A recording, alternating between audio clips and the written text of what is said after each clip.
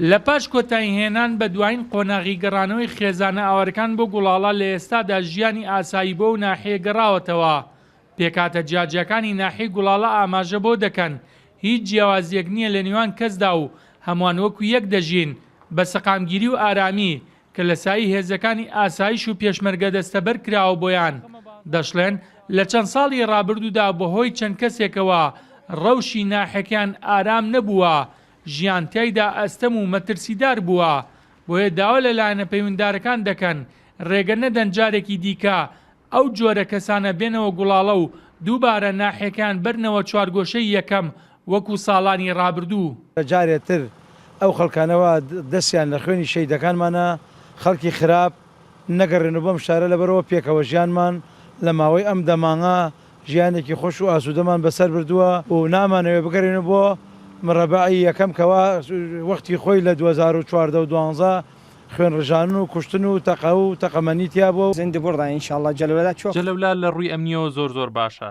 ئەمەش دەگەڕێتەوە بۆ هێزەکانی پێشمەرگە و ئاسایش شارەکە ئارامە و سەقامگیرە بەراورد بە جاران و زۆر جیاوازترە. جاران بەهۆی چەند کەسێکەوە و چەند گروپێکە و مەترسی لەسەر ژیانی هەموو تاشێک هەبوو. کێشەی زۆر دروست کردبوو، بەڵام لە ئێستادا بەهۆی هێزی ئاسایش و پێشمەرگەوە ئەو ڕەوشە گۆڕاوە و جیاوازترە لە جاران و ئەمنیەت و ئاسایش سەقامگیر. پێشمەرگە تعايشة مع الأكراد مع العرب مع التركمان من كل الأطياف متعايشين متوحدين. تەواوی پێکاتەکان لە نێو شارۆچکەی گوڵاڵەدا پێکەوە دەژین.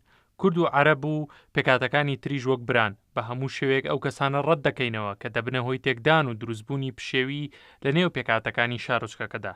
لەگەڵ ئەوەشدا هیوادارین کە حکوومەتی هەرێم و حکوومەتی عێراق هاوکاری پێشکەشی شارۆچکەی گوڵاڵە بکەن لە پێناو بژاندنەوەی هەموو کارتەکان. أي شخص يخرب جولان مرة ثانية ما نسمح مع داعش نرجع بە هەموو شێوەیەک بیری توندڕەوی ڕەت دەکەینەوە. لەگەڵ ئەوەشدا ئەو کەسانی کە تێوەگلاون بە هاوکاریکردنی تیرۆرستانی داعش ئەوەی بووە هۆی دروستبوونی دووبەرەکی و تێکدانی ڕەوشی گوڵاڵە هەندێک لە سەرۆک عەشرەتەکان بوون.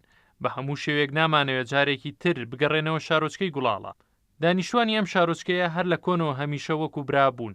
پێکەوە ژیاون بێکێشە و لە ئێستەشدا کورد و عەرەب و هەموو پێکاتەکانی تر بە بێکێشە دەژین. أمشيات موجودة عندنا ئێمە تایسە پارێزاوین کە ئاسایش و پێشمەرگە پارێزمانێتی و زۆر باشە وەزع ئەمنی زۆر چاکە و عیبی نییە و داواکەم لە مەکتەب سیاسیش ئەو کەسانێکە خراون نەگەڕێنەوە جەرەولا هەران ئەمان و نەتوانی کە دەرشێت دەچێت شەو تا سعات 11 شەو 12 شەو هاینێ دەرەوە ناو شارەوە هیچ وەکو کەلارە وەکو شارەکانی کورسانەوە نەفس شارەکان کورسانە بەس داواکارم لە کورسان کە شتێکمان بۆکەن خزمەتگوزاری و لە ئێستادا زیاتر لە 12,000 خێزان نیشتەجێی گوڵاڵەن. ئەوەی لە دیمەنەکاندا دیارە سەرجەم پێکاتەکانی ناحیەکە ئاسوودە و بێگرفتن لە ڕووی ئەمنیەوە وەک پێکاتەکانی ئاماژەی بۆ دەکەن. لە ڕابردوودا بەشێک لە هێزە ئەمنیەکان هاوکار بوونە لە گرژی و ناتەبایی. ئەمیش هۆکار بووە کە تیرۆریستان بێنە ناحیەکان و ژیان لە هەموو پێکاتە ڕەسەنەکان تێک بدرێت و مەترسیداری کەنەوە.